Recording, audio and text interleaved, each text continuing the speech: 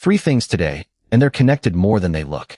How to stop re-explaining yourself every time you open a chat. What happens when you point a model at your own notes and ask where they disagree with each other.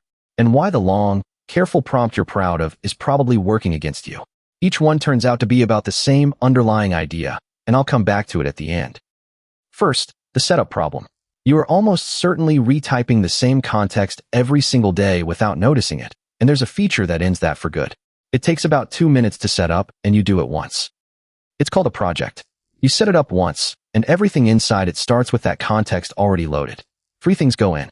The files it should always know, your style guide, your product docs, last quarter's numbers, the standing instructions, who you are, and who you're writing for, and the constraints, the things you never want it to do. Here's what mine actually looks like. Notice what isn't in it.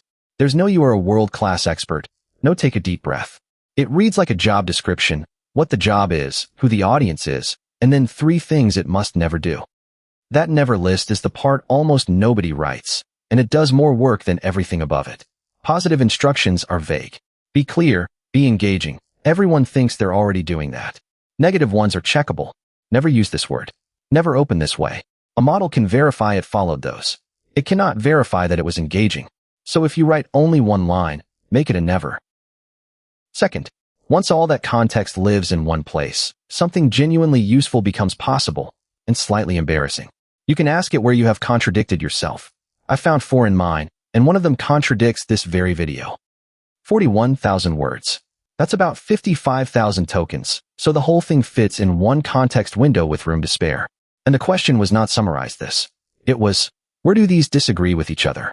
12 files, written across 4 days, none of which I have reread since. This is genuinely uncomfortable to look at. For places where what I wrote down and what I'm actually doing have come apart.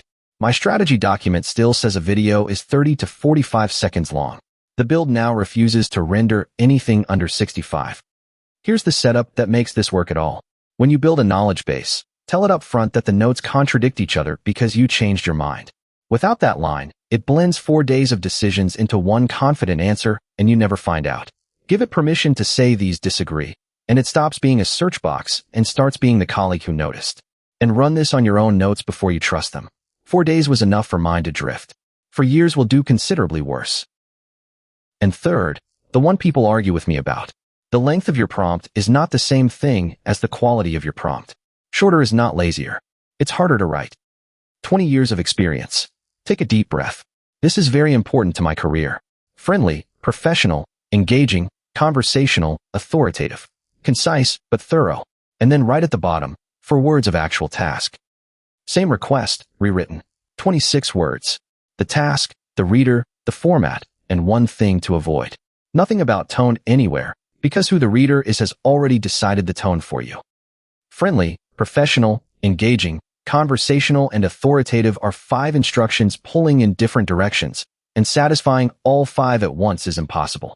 So it averages them. An average is precisely what you didn't want. Describe the situation instead of the output. Who is reading, what they already believe, and what would ruin it. The tone falls out of that on its own. Try it yourself.